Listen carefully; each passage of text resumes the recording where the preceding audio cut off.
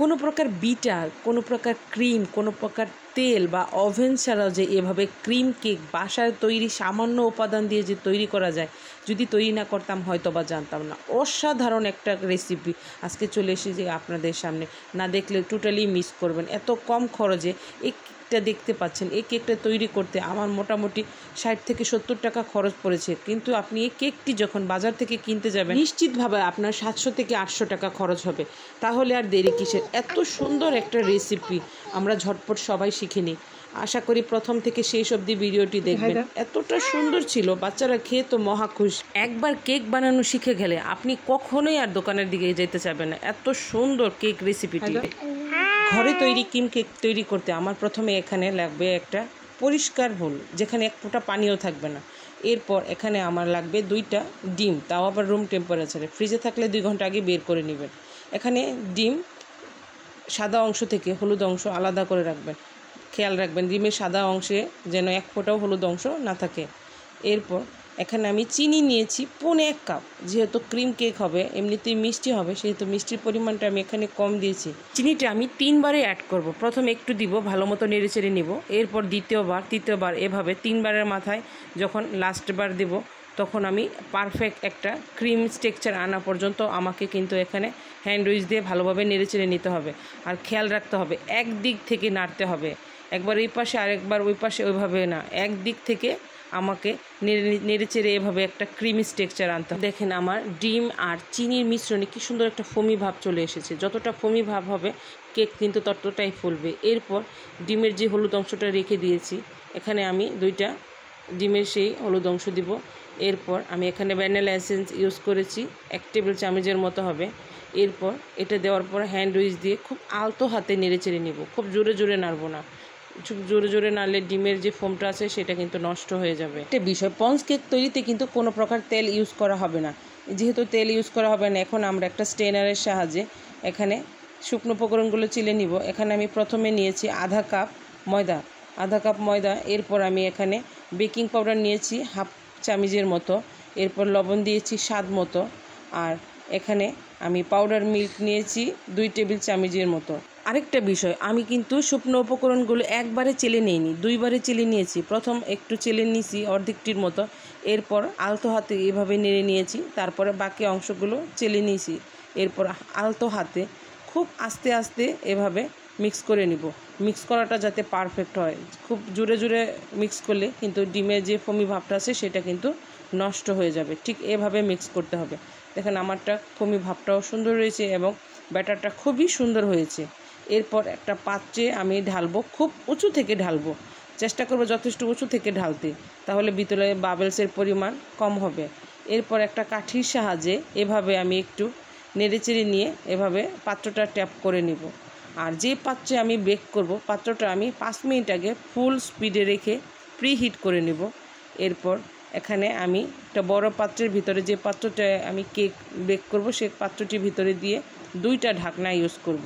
ভিতরে একটা কেকের ভিতরে ঢাকনা থাকবে আর একটা বাইরে। মোটামুটি 22 মিনিটের মধ্যে আমার স্পঞ্জ কেকটি রেডি হয়ে গেছে। আরেকটা বিষয় আপনাদের বলতে ভুলে গেছি, কেকের যে মোলে বেক করবেন সেখানে যে কাগজটা ইউজ করবেন শুধু সেখানে তেল ব্রাশ করবেন, সাইডে তেল ব্রাশ করার চেষ্টা করবেন না। যেহেতু আমরা সাইডে কোনো তেল ইউজ করিনি, সেক্ষেত্রে একটা নাইফের সাহায্যে খুব আলতো হাতে আস্তে আস্তে এভাবে চারিদিকে ঘুরিয়ে নিলে খুব ইজিলি কেকটা মোল্ড আউট হবে। আর দেখেন আমার কেকটা কতটা সুন্দর একটা কালার এসেছে। কালারটা যেমন সুন্দর তেমনি স্পঞ্জি হয়েছে, এতটা স্পঞ্জি। আপনিও এইভাবে তৈরি করতে পারেন। আমার দেওয়া প্রত্যেকটা টিপস অ্যান্ড ট্রিক্স ফলো করে যদি আপনি তৈরি করেন, এভাবে আপনিও ওইভাবে স্পঞ্জ কেক ইজিলি তৈরি করতে পারেন। কোনো প্রকার বিটার আর ওভেন ছাড়া আপনিও এইভাবে ইজিলি বাসায় তৈরি করতে পারেন। আর সবাইকে চমকে দিতে পারেন যে আপনিও এত সুন্দর করে কেক তৈরি করতে পারেন। যেহেতু কেক তৈরি হয়ে গেল, এখন আমাদের তৈরি করতে হবে ক্রিম। আর ক্রিম তৈরির জন্য এখানে আমরা একটা পাত্র নিয়েছি। আমরা কিন্তু চুলাটা এখনও অন করিনি। অফ অবস্থায় একটা পাত্রের ভিতরে আমি এখানে 1/2 কাপ থেকে বেশি, 1.25 কাপের মতো আমি এখানে জাল দিয়ে রাখা দুধ নিয়েছি। আর দুধটা ছিল রুম টেম্পারেচারে। আর এখানে আমি পাউডার মিল্ক নিয়েছি 1/2 কাপের থেকে একটু কম। এরপর চিনি নিয়েছি 4 টেবিল চামচ।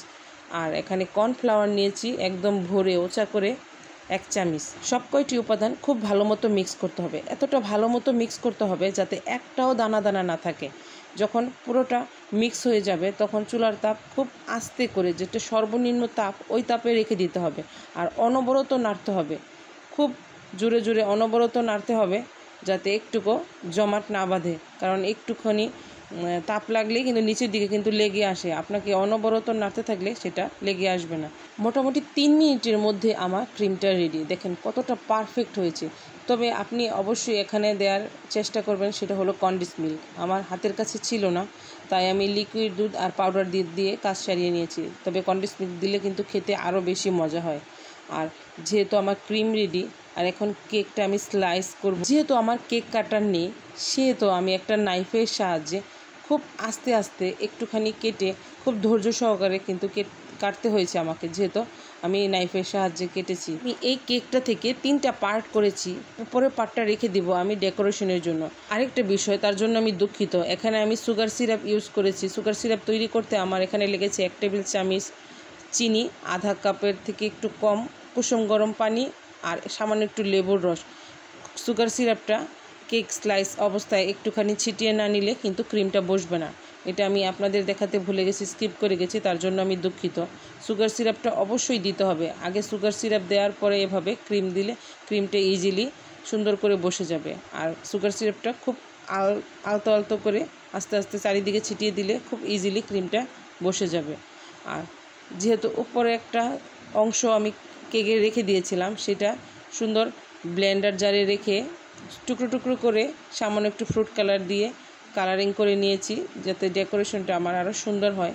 আপনি চাইলে এভাবে প্রেজেন্ট করতে পারেন। আমি পরবর্তীতে ডেইরি মিল্ক দিয়ে একটু ডেকোরেশন করার চেষ্টা করেছি, যেহেতু বাচ্চারা খাবে আর ফার্স্ট টাইম তৈরি করেছি। আপনি চাইলে এটা স্কিপও করতে পারেন। দেখুন কতটা সুন্দর ঘরোয়া উপায়ে যে এত সুন্দর করে এত পারফেক্টলিভাবে কেক তৈরি করা যায়, না তৈরি করলে হয়তো বা জানতেই পারতাম না।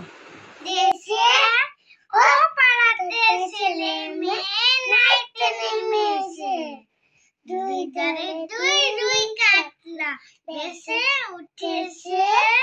কে দেখেছে দাদা দেখেছে, দাদার হাতে কলম ছিল সুরে মেরেছে, ও দাদা বড্ড লেগেছে।